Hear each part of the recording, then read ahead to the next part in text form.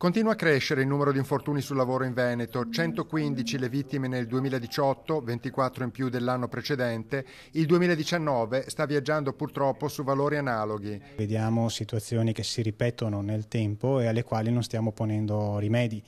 Vediamo il settore delle costruzioni, dove generalmente avvengono la maggior parte degli infortuni e avvengono generalmente sempre per lo stesso motivo, così come in agricoltura il fenomeno del ribaltamento dei trattori. Un dato costante riguarda l'età dei lavoratori coinvolti. Il 70% degli infortuni colpisce chi ha dai 45 anni in su. Cosa serve? Prevenzione, cultura della sicurezza, probabilmente anche un aiuto da parte delle istituzioni anche di carattere economico, finanziando chi investe nella sicurezza.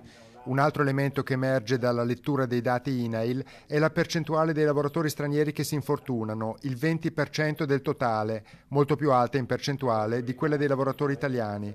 Carenza di formazione, ma non solo. Gli stranieri spesso sono impiegati in settori a maggior rischio rispetto agli italiani, torniamo al settore delle costruzioni ad esempio, così come altri lavori che sono soggetti a rischi superiori, diciamo, a quelli a cui normalmente sono soggetti i lavoratori italiani.